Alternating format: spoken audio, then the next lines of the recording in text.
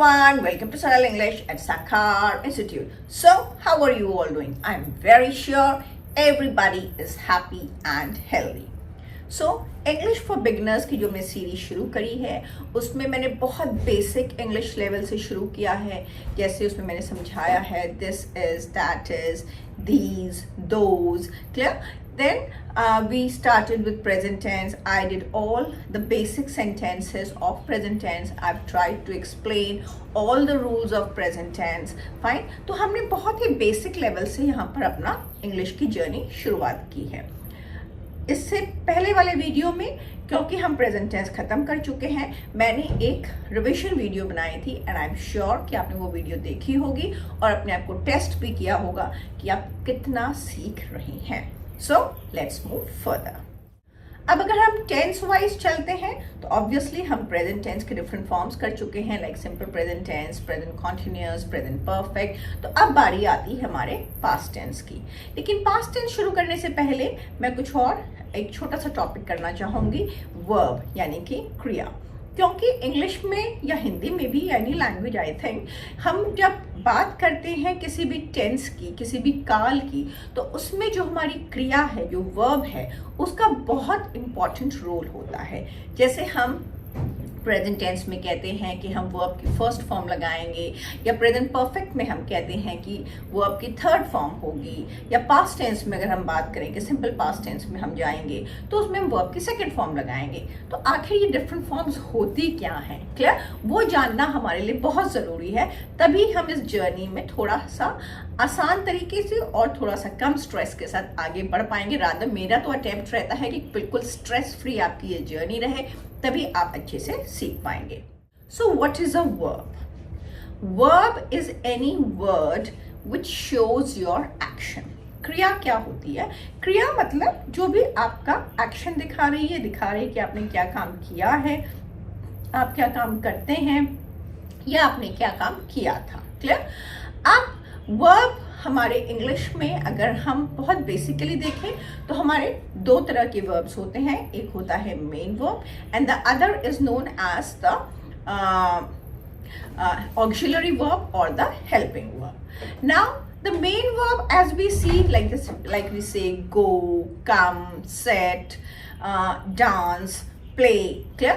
These all are your main verbs. Like children play football in the park, clear? My father works in a bank. So यहाँ पर verb हमारा हो गया work, play. But कई बार मैं बोलती हूँ he is a boy. तो यहाँ पर जो हमारा is हो गया, that is also a verb. Clear? अब कई sentences में हमारा जो is, am, are है, ये एज अ मेन वर्ब काम करता है जब हम ऐसे बात करते हैं कि ये चीज ये है. Like he is my brother. Fine. Rita is my neighbor. Rita मेरी पड़ोसन है. Clear? Mrs. तलवार is my maths teacher. Mrs. तलवार मेरी maths teacher है. Clear? Mr. Sinha is very strict. Mr. Sinha बहुत strict है. Clear? I am a manager. मैं एक manager हूँ. Clear? You are my student. तुम मेरे स्टूडेंट हो. तो यहाँ पर जो आपका is आ रहा है, am आ रहा है, are आ रहा है, यहाँ पर इन सेंटेंसेस में it acts as the main verb, क्योंकि यहाँ पर हमारा कोई और verb या कोई और क्रिया नहीं है. लेकिन कई बार हम सेंटेंसेस इस तरह से बोलते हैं, जैसे हमने प्रेजेंट कॉन्टिन्यूअस में किया है, he is going to the college. वो कॉलेज जा रहा है. तो यहाँ पर जो हमारा मेन वर्ब है दैट इज गो. गो के साथ हम ing लगा देते हैं तो वो बन जाता है गोइंग. तो इज हमारा बन जाता है ऑक्सिलरी वर्ब, या हम इसको हेल्पिंग वर्ब कहते हैं. Fine. I am not feeling well. अब हमारा मेन वर्ब क्या हो गया? फील करना हो गया, महसूस करना. मुझे अच्छा नहीं लग रहा है, मुझे अच्छा महसूस नहीं हो रहा है, तो I am not feeling well. तो यहाँ पर हमारा जो एम है दैट बिकम्स ऑक्सिलरी वर्ब और द हेल्पिंग वर्ब, और मेन वर्ब आपका हो जाता है feel. They are not talking to each other.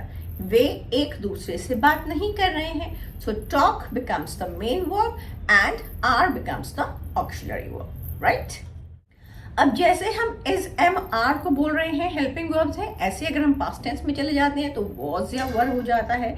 तो वॉज एंड वर कई बार हमारा मेन वर्ब की तरह एक्ट करता है if there is no other verb. अगर कोई मेन वर्ब है देन वॉज एंड वर आपका ऑक्सिलरी वर्ब बन जाता है। Like he was my good friend, वो मेरा अच्छा दोस्त था, तो he was my good friend. He was disturbing everyone, वो सबको डिस्टर्ब कर रहा था। तो यहाँ पे मेन वर्ब क्या हो जाता है आपका, डिस्टर्ब करना, यानी कि that is the main verb. तो वॉज हमारा क्या हो गया, ऑक्सिलरी वर्ब हो गया। एंड वॉज आपके लिए आता है जैसे आप आई के लिए बात कर रहे हैं, आई वॉज, फाइन। आप थर्ड पर्सन में सिंगुलर के लिए बात कर रहे हैं, शी वॉज। ये जब हम आगे पास्ट टेंस करेंगे तब आपको ज्यादा क्लैरिफिकेशन होगा। यहाँ पे तो मैं ये वीडियो मेनली वर्ब्स के लिए बना रही हूँ, क्लियर। फ्यूचर टेंस में हम जाते हैं तो हमारा बोल देते हैं कि like she will be going, fine. तो यहाँ पे हमारा जो विल है वो बन जाता है लाइक योर हेल्पिंग वर्ब और the auxiliary verb, fine. So as we move ahead in the tenses, ये सारी चीजें मैं आपको क्लैरिफाई करती रहूंगी। And please go through the verbs, clear. I recommend, अब तो आप सबके पास स्मार्टफोन्स हैं, आपके पास गूगल है, फाइन। तो हमारा जैसे जैसे टेंस बदलता है हमारी वर्ब की फॉर्म्स बदलती हैं, fine. So verb is actually the heart of the sentence, एक सेंटेंस का दिल है verb, fine. So there is no word, sorry there is no sentence without a verb. एक अकेला वर्ब पूरा सेंटेंस हो सकता है, लेकिन कोई सेंटेंस बिना वर्ब के नहीं हो सकता। लाइक आप किसी को बोलो बैठो, खड़े हो जाओ, जाओ, तो ये अपने आप में एक कंप्लीट सेंटेंस है, क्योंकि हमारा कंप्लीट एक्शन हम बता रहे हैं। तो ये पर हमारा क्या है, यहाँ पर हम सिर्फ एक वर्ब बोल रहे हैं, go, come, sit down, move. So these are complete sentences in themselves, fine. So क्योंकि ये सिर्फ एक वर्ब है तो इससे फर्क नहीं पड़ता कि इसमें कुछ एडिशनल आना है कि नहीं आना है। बट इफ आई से ही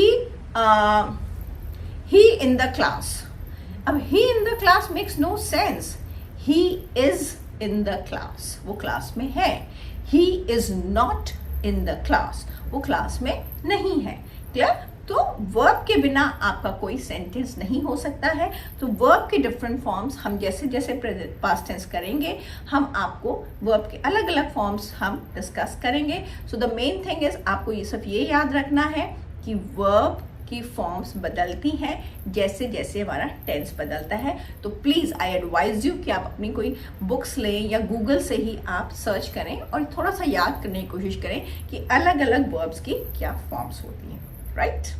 So that's all for today's class. That's all for today's video. I hope you have gained something useful from this video, because in today's video we basically discussed कि क्रिया क्या होती है, verb क्या होती है। जैसे कि मैंने आपको बताया बिना क्रिया के या बिना verb के कोई भी सेंटेंस अधूरा है। रादर आप कोई सेंटेंस, कोई वाक्य बना ही नहीं सकते हैं जिसमें क्रिया नहीं होगी, क्लियर। तो अब हमारा नेक्स्ट वीडियो जो आएगा that will be on past tense and हमको वर्ब्स के ऊपर थोड़ा सा काम करना है। तो मैं चाहती हूँ कि मैं अपने वीडियोस में तो नए नए वर्ब्स लेकर आऊंगी, लेकिन अगर आप साथ साथ स्टडी करते रहेंगे वर्ब्स और उसके डिफरेंट फॉर्म तो आपके लिए भी ये सफर थोड़ा सा आसान हो जाएगा। So that's all for today's class. That's all for today's video. Do like and share the videos and do subscribe to my channel अगर आपने अभी तक नहीं सब्सक्राइब किया है। Until then, bye bye.